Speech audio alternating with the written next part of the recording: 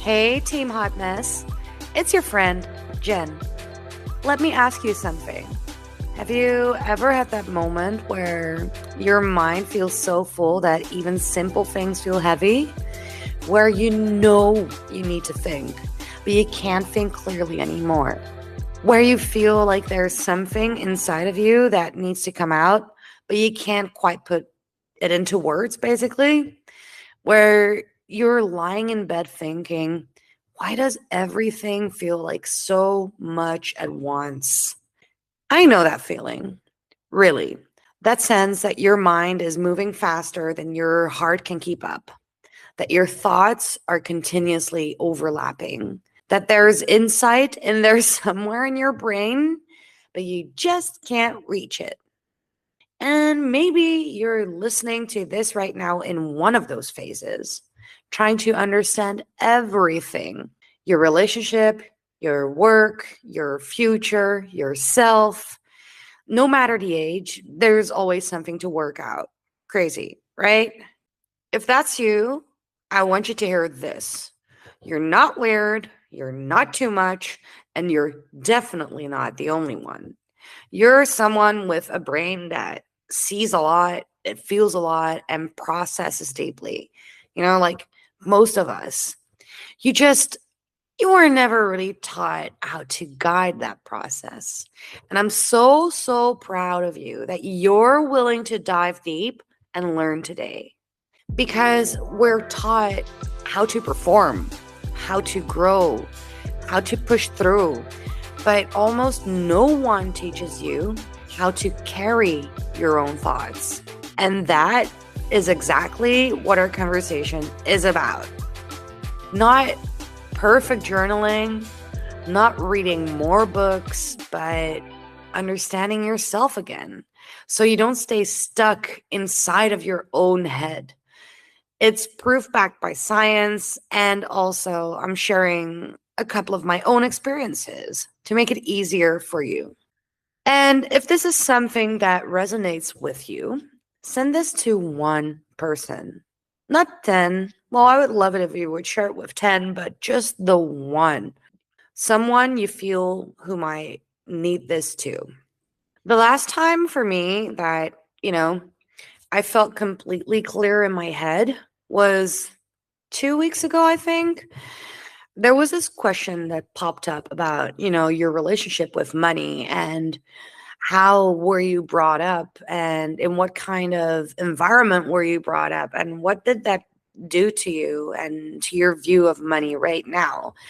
And I started journaling about this situation that I was in when I was a kid with my parents and my brother and I. We didn't have it easy. It was a hot mess. And I basically started writing about it, and mostly about the money aspect, because I've never really had the guts to dive in super deep.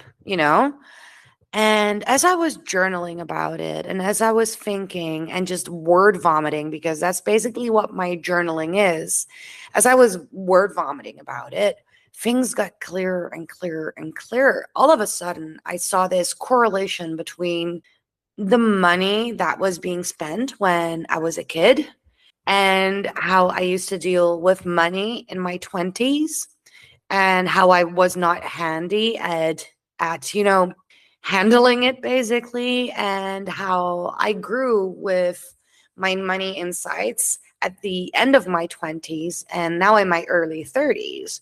And after that, I felt so clear about myself and about who I needed to be if I wanted to have a better relationship with money. So for me, that was very freeing, the fact that I was just putting it all on paper, putting it all on there and making it clear for myself. So I had this deeper understanding of where my views and opinions and all the stuff that I went through, of just having it on paper, it got just so clear to me all of a sudden.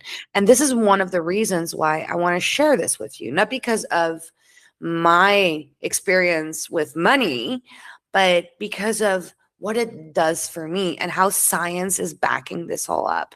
So, writing helped me realize versus thinking a lot. And in that sense, I mean that, when you're writing, you can definitely put everything onto paper and you can revisit it. But if something is in your head, you're basically just looping and looping and looping, and thoughts can get very messy and it can get very dark up there, right? You've had that too. I mean, we've all been there where it just gets so freaking dark and sad and tiring, and I want so much better for you. So writing helped me realize that, the stuff that I went through, that is not my fault, but how I dealt with the stuff later, that was on me. Sometimes they say hurt people, but I don't think that that's true per se, especially not if you take the time to reflect on the things. And if you take time to just look back and then put action into where you want to see the change. So that's what journaling for me is really about. So, what happened? How do you reflect? And how do you analyze that situation for yourself without looping on it continuously inside of your head? Because then it gets really dark, or you get too enthused, or you get too peppy, or you get too depressed. And how afterwards can you actionize things that you want to be working on? Long story short, basically, your brain is not built to hold everything, it's built to process things. But most of us, including me and including you probably, we all do the opposite. We try to remember everything.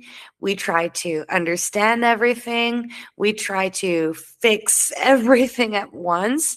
We keep thinking, we keep analyzing, and we keep replaying. And that's a place that's a recipe for disaster. Have you ever tried fixing the tire of a car and the tire of a bike at the same time while you only have two arms? Exactly. It's never going to work, right?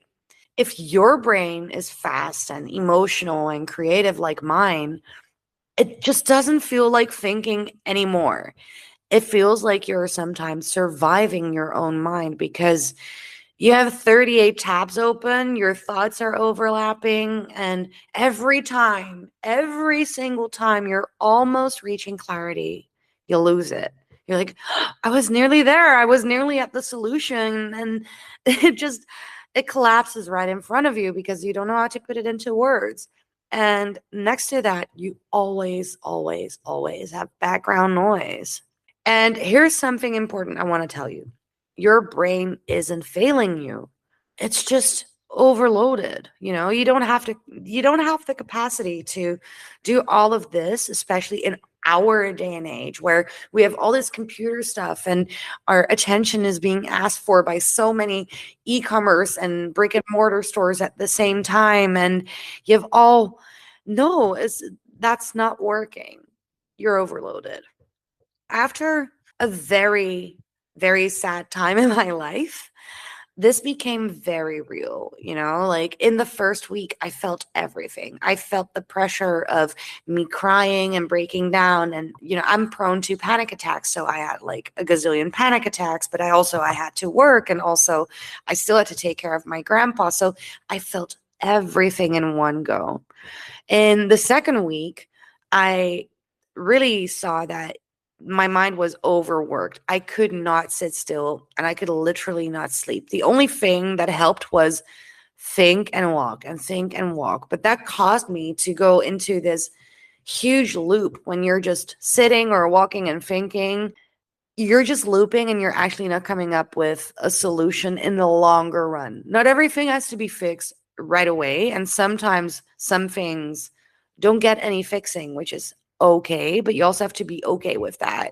And in the third week, I decided to start writing, journaling, and not the pretty type of journaling. No stickers, no calligraphies, nothing like that. But I just started writing, and it was hot and messy and terrifying.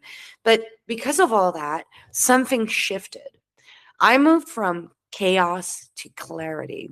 because writing moves your brain from emotional activation, the part where you're like high in your emotions and you go blah, blah, blah, blah, blah the whole day and all that stuff, into cognitive processing. So you're actually grabbing the shit by the balls, you're actually putting it down, and you're actually creating a coherent story for yourself. And another thing that research shows that, when you put your emotions into words, activity in the emotional centers of your brain, it decreases, while areas responsible for regulation, they increase. So you're literally regulating yourself. You're balancing everything out. And sometimes that's what our bodies are screaming for. So thinking basically equals looping. And you need to think, right? Like you need to think, but you can also overthink things. And I am very guilty of overthinking everything. So whenever I feel, nowadays, it comes very natural to me, but whenever I feel that I'm starting to overthink things, I start writing it down, even if it's only in a couple of sentences. And processing is basically structuring, which is the opposite of thinking. Well, you still need brain power to process, but you kind of get like this framework, this skeleton of what your brain actually looks like and from what could be true to you in your brain. So, your working memory, it has limits. If everything stays in your head, it overloads big time. And that's why journaling became a form of regulation for me. It's not reflection per se. I mean, I do reflect and I do go back to other pages but it's also definitely and mostly regulation. And also, to be very honest, I don't really avoid writing about stuff. I write about everything. So, from a person who I think is highly annoying, which is probably just a mirror towards me, to, oh, this shitty thing happened at work, to, oh, I still have to do this and this and this in my house. I basically write about everything. It's because I want to create that space for myself. And what usually happens right after I finally write stuff down, I can literally feel my brain exhale. And after that, I read it back to myself and I just get to breathe and sit through it. I get to see this narrative that I've built up in my head and I get to like check the stuff that are logical and the stuff that are more feelingsy and things like that. Because of this whole practice, I went from journaling once every 2 weeks, which was just basically in my phone. So, also not a hard copy of whatever I was doing, to handwriting. And it went to every other day at least. And yeah, just like I said, it's not just about deep things, it's everything because everything in your head can take up space. So I've written about, what I want in a partner, how I want them to support me and be cheerful for me, but also be truthful to me and also, not be doom and gloom and also be stable on their own and not be too judgy of me, especially the judgy one, things like that, because I'm a free soul as a person myself.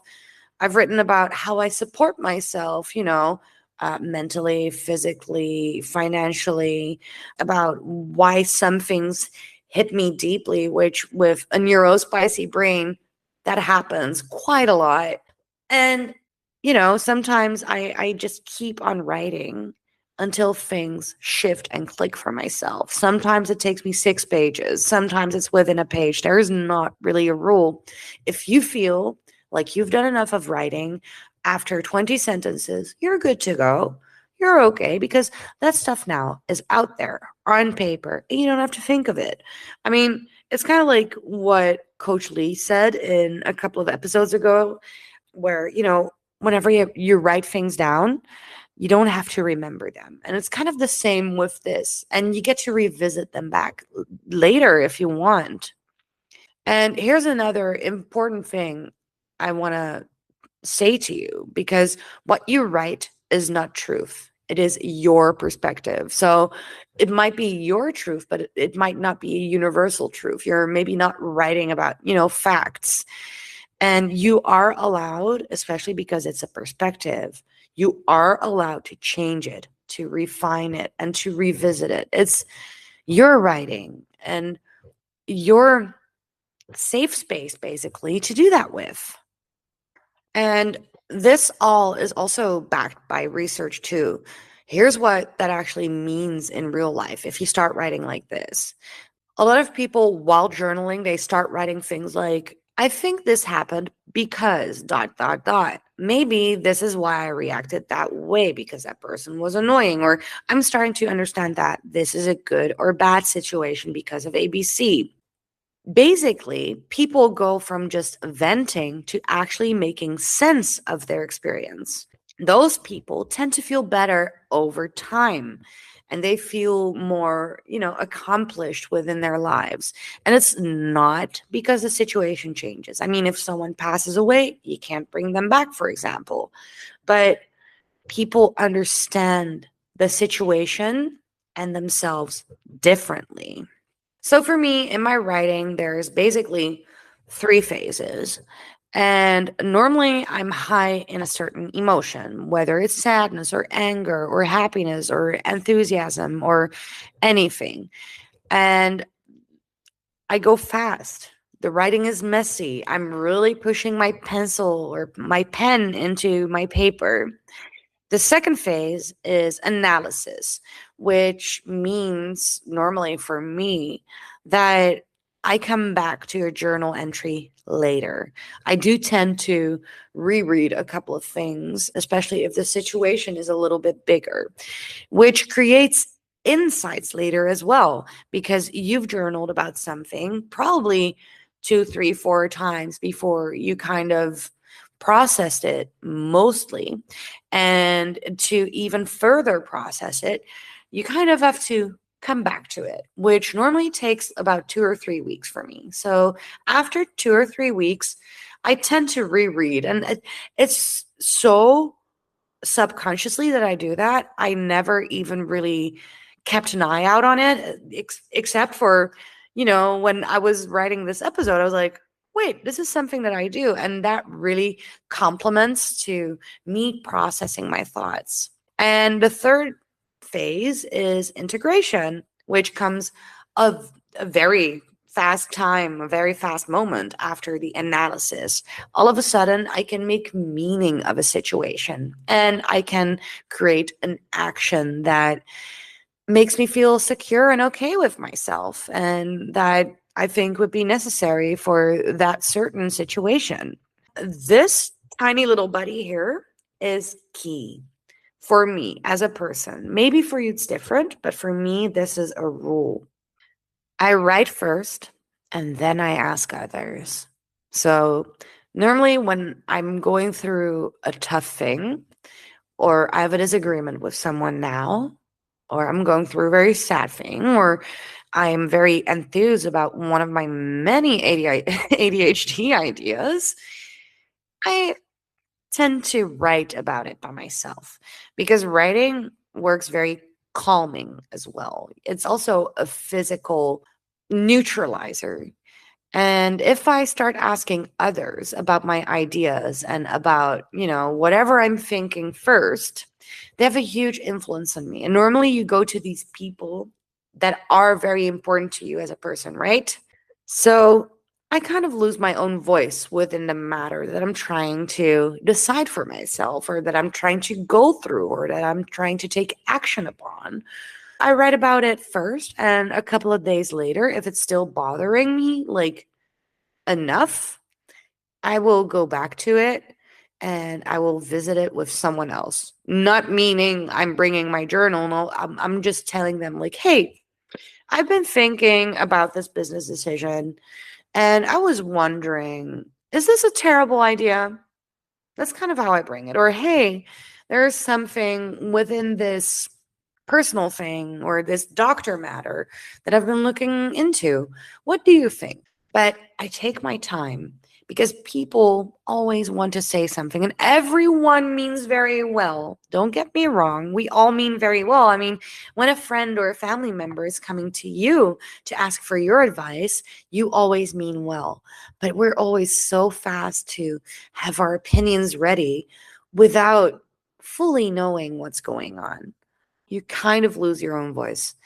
So, hot tip from me, write about it and maybe a day or two later, revisit it. This is also a very important rule. You should be journaling for yourself, not for how it sounds, definitely not for how it looks, because, my journal is full of like scritchy, scratchy notes and whatever. It's so ugly. And most important of all, you're not journaling for anyone else. It's for you. Don't censor your thoughts. Don't make them sound nicer than you are. Don't make them sound smarter than you are or than you want to be right now. Just let them be raw. If you make mistakes, that's fine. It's your journal because the moment that you start performing in your journal means that you're performing for yourself and you'll lose the entire point, right? Don't do that. Your journal. And honestly, if anything ever happens to me, my friends, they already know that they should burn their journals because they're not meant to be read. They're meant to be processed. And they're meant to be processed by me, not by anyone else. My journal, your journal, my processing, your processing. Journaling is uncomfortable. And it's uncomfortable because it removes distraction, because it forces honesty with yourself, because it reveals truths that sometimes you don't want to see. And here's something most people don't realize. The moments you least feel like writing are often the moments you need it most.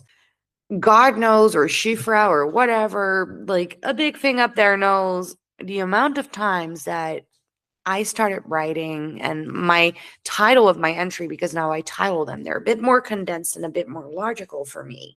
I already have a couple of titles that say, I don't know where to start today. And then I start with a tiny thing, with maybe a bird chippering, or maybe me being angry at my cat, or something like that. And it just starts flowing. Normally, it's the first 5 minutes that really, it just gets the machine revving. What happens to me when I consume too much media or my own thoughts or whatever without processing is I become a hot mess, especially with, the neurospicy aspect. But I think that goes for most people. Myself, I just become a hot mess. I don't feel calm. I don't feel structured. I don't feel like I've been listening to myself.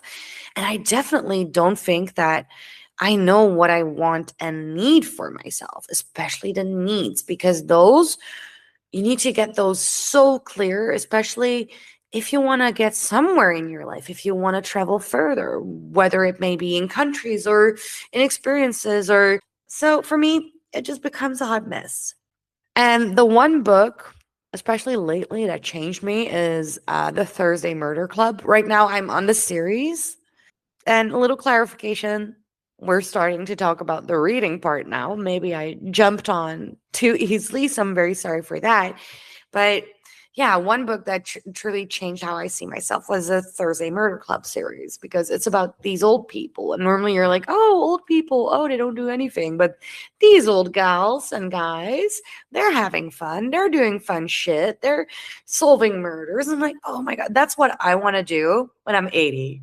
Another book that changed me the past year is Living in the Flow by Alyssa Vitti, about, my cycle and me being a woman. And it felt so personal and so kind to finally be reading like some science-backed stuff and some spiritual stuff that works for me as a woman and my whole cycle, and, adjusting my diet and everything. So those two are immensely important to me this year. But, it's March, so there's probably still a couple more books coming up. And reading is not passive. Your brain is actively doing a couple of things. Like, it's processing language, which enriches your vocabulary. It's using memory, which actually it strengthens your memory. It's simulating experiences so you get more creative. It's predicting outcomes, especially if you're, reading a good fiction book and you get to like, rack your brain over situations. And it's also building meaning for yourself.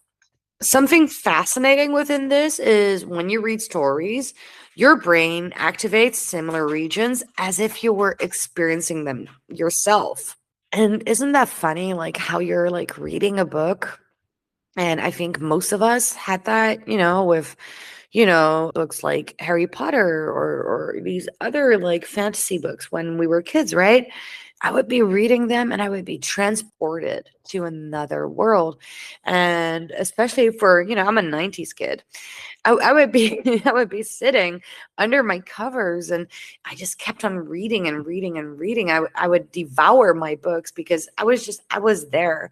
And if you recognize this, kudos to you. We did that together. I'm so happy for you. So yeah, it's good for your brain. Reading is not escaping reality per se. It's more about expanding it.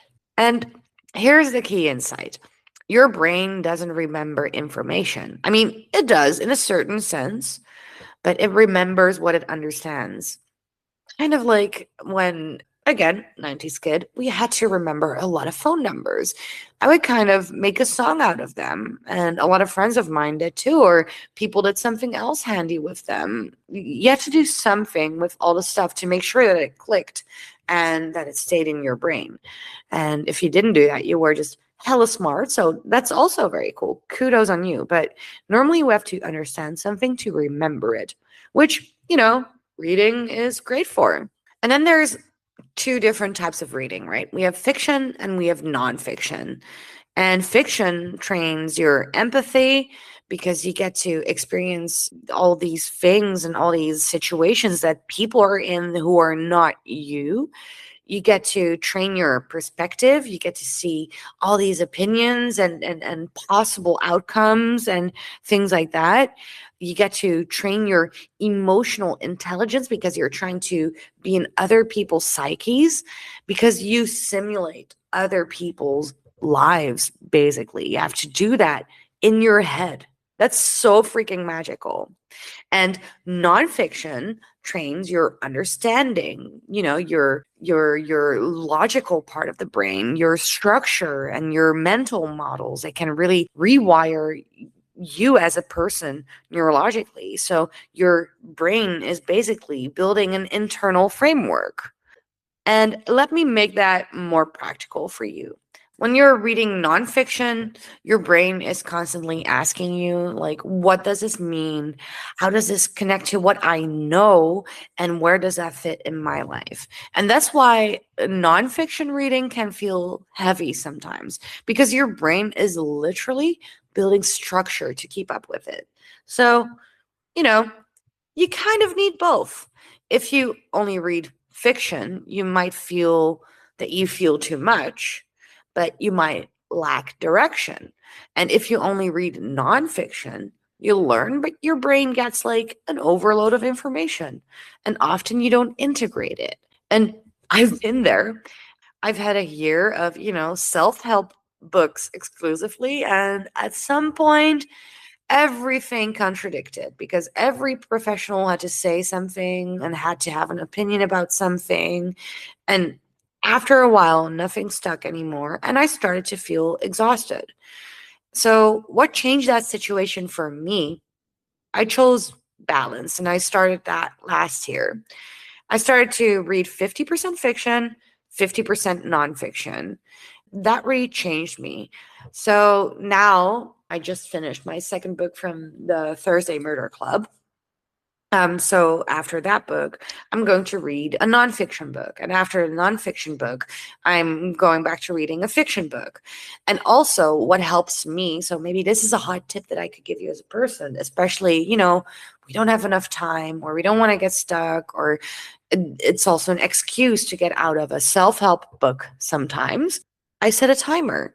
Because if a self-help book is important but it's boring, I know that a timer will it will just go off after 30 minutes, so I can put the book down and I can empty myself again. But If I'm going through a good book with a lot of cliffhangers, the timer will go off after 30 minutes and I will feel like I've done so much and I've read so much and I want to keep on reading. I will be just very enthused to read the following night again. And within that balance, the journaling also takes place because now I get to read, which is a lot of input, but I also get to write, which is a lot of processing. And that's basically how knowledge becomes identity for you as a person. And here is where everything becomes real. So I will tell you about my night ritual, which is something that's very intimate, of course, but maybe it's inspiration for you, so I'm happy to share. So take all the tips that you can use and drop all the shit that you can't use, and if it's not useful for you at all, don't take it. But I just want you to have it as a little gift from me. I start by slowing my body down. Sometimes I do Pilates in the evenings. So I'll move for half an hour to get the juices flowing a little bit again because, I've been sitting behind my desk. And even though I take my walks and I do my morning yoga, I also need to do like a bit of cardio stuff in there. And after my Pilates session, I will take a nice and warm and calming shower. And I basically, I always tell my friends that I boil myself under the shower, but it's just something that I feel comfortable with. So after boiling myself alive, I will snuggle up into some clean pajamas, and I have this very, very comfortable bathrobe that's very soft and it always smells great.